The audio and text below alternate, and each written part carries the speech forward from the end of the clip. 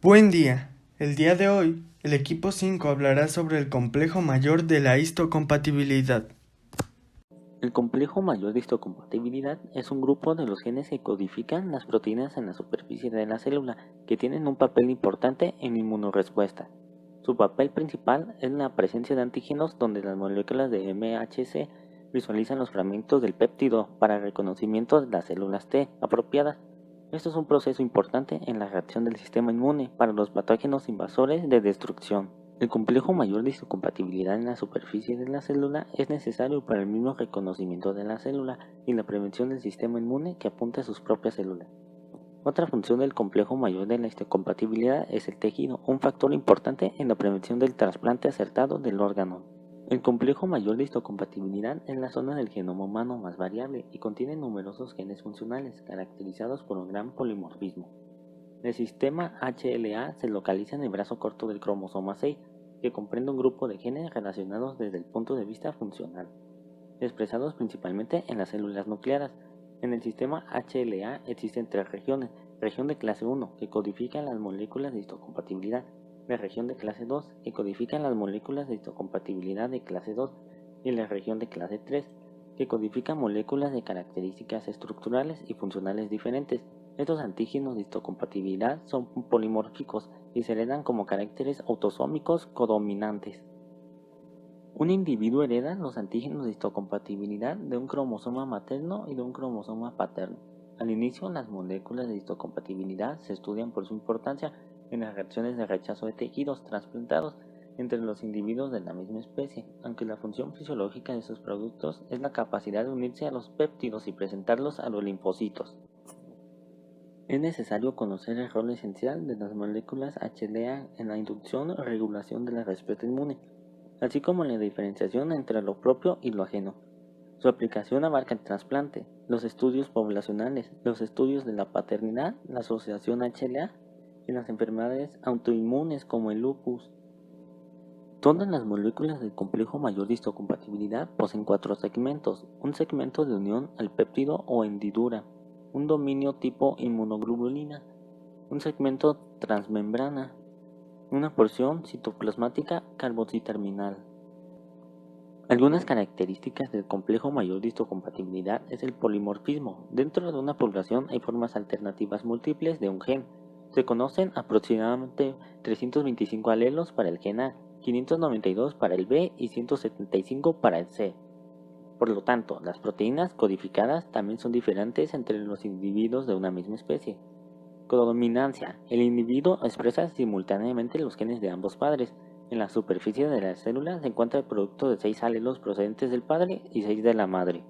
Las moléculas clásicas A, B y C se expresan en la superficie de todas las células, excepto en las del trofoplasto, eritrocitos y neuronas.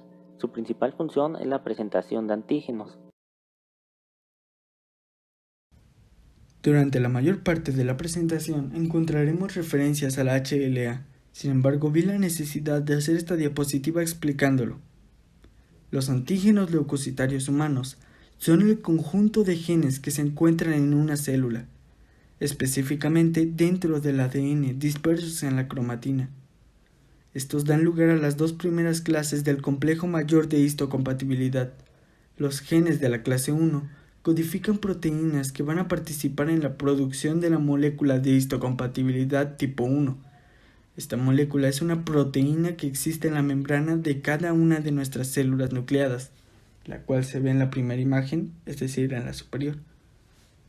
Esta es un código o una identificación de las células de nuestro cuerpo, ya que no se encontrará en las de ningún otro organismo, por lo que podría ejemplificarse como una INE. Lo que importa, porque los linfocitos T citotóxicos revisarán si las células pertenecen o no a nuestro organismo, y también pueden hacerlo las natural killer, y como sabemos, si no pertenecen, las destruirán. Los genes de la clase 2 producen la molécula de histocompatibilidad tipo 2, la cual también es una proteína que existe en las membranas, la que se ve abajo en la segunda imagen, parte inferior, y esta se encuentra, a diferencia de la otra, exclusivamente en las células presentadoras de antígenos. Su función es presentar antígenos que provienen desde afuera, es decir, que son exógenos, a células o linfocitos T helper, y dependiendo del péptido se decidirá si reaccionará con una respuesta humoral o una celular, dependiendo de la naturaleza del antígeno. A continuación, veremos más sobre las clases del complejo mayor de histocompatibilidad.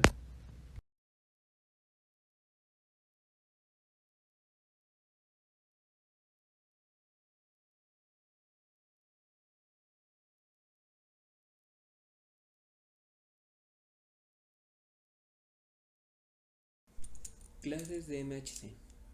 Al inicio los MHC se llamaron HLA, antígenos humanos leucocitarios, ya que se pensaba que solo eran expresados leucocitos. Cada variante de gen polimórfico se denomina alelo, el cual se puede expresar en ambos cromosomas o ser diferenciante de cada cromosoma.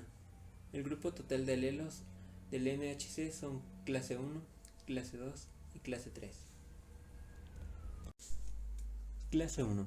Los tres primeros coli definidos mediante la técnica de serología se llamaron HLA-A, HLA-B y HLA-C, y hoy se conocen como genes o antígenos de la clase 1.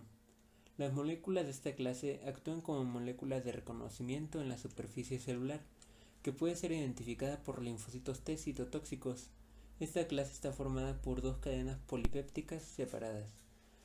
Las 3/4 partes de cada cadena A se encuentran en la región extracelular, incluyendo el extremo amino terminal y un segmento corto que atraviesa la membrana. En el restante se incluye el extremo carboxiterminal. Se interna en el citoplasma. La cadena B se une mediante enlaces no covalentes con la porción externa de la cadena A y carece de contacto directo con la membrana celular. Clase 2. Posteriormente se describen los coli HLA-DR, HLA-DQ y HLA-DP, que en conjunto forman parte de los genes de la clase 2. Las células de esta clase participan en la interacción y cooperación entre células del sistema inmunitario. Esta clase está formada por dos cadenas polipépticas diferentes, que están asociadas no covalentemente. Ambas cadenas codificadas por el MHC, con excepción de la cadena A de la región HLA-DR, son polimórficas. Similar a la clase 1, las moléculas de la clase 2 se dividen estructuralmente en una región extracelular y otra intracelular. A diferencia de la clase 1, la zona de unión péptido está formada por ambas cadenas, segmento A1 y B1 respectivamente. Estas cadenas forman la hendidura al igual que en una molécula clase 1. Los residuos más polimórficos se encuentran en esta área. Clase 3. Son un grupo de proteínas no relacionadas. Son diferentes en la estructura y función de la molécula de la clase 1 y clase 2. Los genes que codifican los componentes del complemento pertenecen a la clase 3 y sus productos son los antígenos de la clase 3, formando parte del sistema del complemento que activa la proteína C3, hecho crucial en la fase efectora inespecífica. En cada locus HLA podemos encontrar varios alelos, que son formas alternativas de un gen. Estas dan lugar a especificidades diferentes. Los alelos de un mismo locus que conocemos toman el nombre del locus y un número. Por ejemplo, HLA-A1. El sistema es muy variable, ya que los alelos son muy diferentes en cada locus. Como, por ejemplo, en el locus HLA-A existen al menos 18 alelos diferentes y en el HLA-B al menos 32 diferentes. Un injerto es un procedimiento para trasladar algún tejido. En la mayoría o en todos los trasplantes se intenta prevenir cualquier posibilidad de rechazo, por lo que ahora veremos los tipos de injertos y basándonos en los casos comunes, mencionaremos si suelen producir rechazos. El injerto autólogo consiste en un tejido del mismo individuo y por lo general no suele causar rechazos. El injerto sinérgico o isólogo consiste en el trasplante perteneciente a un mellizo idéntico, por lo que no suele producir rechazos. El injerto halogénico entre individuos de la misma especie sí suele producir rechazos, y el injerto xenogénico entre individuos de diferentes especies claramente suele producir rechazos. El rechazo en antígenos se da cuando en el tejido hay un agente infeccioso, causando así una alteración en el tejido. Se puede dar en los trasplantes. Debido al manejo de sustancias, se debe comprender que los mecanismos de acción pueden reaccionar distinto en cada situación y en cada paciente. Teniendo esto en cuenta, se debe realizar detalladamente falsos positivos y compatibilidad en las proteínas de patógenos externos, siendo una distinción entre lo propio y lo ajeno. Teniendo su función así, aceptar o rechazar estas proteínas en los genes, así como leucocitos y fagocitos. Las enfermedades autoinmunes se caracterizan por inflamación, así como por el desarrollo y mantenimiento de anticuerpos y linfocitos T dirigidos contra antígenos propios. La explicación actual para este tipo de asociaciones propone que las moléculas del complejo principal de histocompatibilidad que se han encontrado asociadas unen de manera eficiente autoantígenos envueltos en la patofisiología de la enfermedad, lo cual resulta en una respuesta inmune periférica mediada por células T contra autoantígenos y las secuelas autoinmunes. Algunas de las enfermedades autoinmunes asociadas son la artritis reumatoide, cardiomiopatía tardía familiar, dermatomiositosis juvenil, enfermedad celíaca, esclerodermia, esclerosis múltiple, miastenia gravis, síndrome de autoinmune a la insulina, síndrome de Sjögren, síndrome de vinilo crónico. La artritis reumatoide es una enfermedad inflamatoria crónica que afecta a muchas articulaciones, incluidas las de las manos y de los pies. En esta artritis, el sistema inmunológico del cuerpo ataca a sus propios tejidos, incluidas las articulaciones. Cardiomiopatía tardía familiar. Esta es una enfermedad hereditaria del corazón, que es caracterizada por un engrosamiento del músculo del corazón. Ocurre a menudo en la pared del músculo que separa el ventrículo izquierdo del ventrículo derecho. Dermatomiositosis juvenil. Uno de los trastornos de un grupo de trastornos denominado complejo dermatomiositosis polimiositosis. Estos trastornos de este complejo se caracterizan por daño muscular ocasionado por un proceso inflamatorio en los vasos sanguíneos que se encuentran debajo de la piel y músculos. Enfermedad celíaca. Es una afección del sistema inmunitario en la que las personas no pueden consumir gluten porque daña su intestino delgado. Esclerodermia. Significa piel dura. Es un grupo de enfermedades que causa un crecimiento anormal del tejido conectivo. El tejido conectivo es el material que se encuentra dentro del cuerpo y le da forma a los tejidos y los mantiene fuertes. Esclerosis múltiple. Es una enfermedad del sistema nervioso. Afecta al cerebro y a la médula espinal. Lesiona la vaina de mielina, el material que rodea y protege las células nerviosas. Miastenia gravis. Debilidad y fatiga aguda de los músculos de contracción voluntaria. Esta enfermedad es ocasionada por una interrupción en la comunicación entre los nervios y los músculos.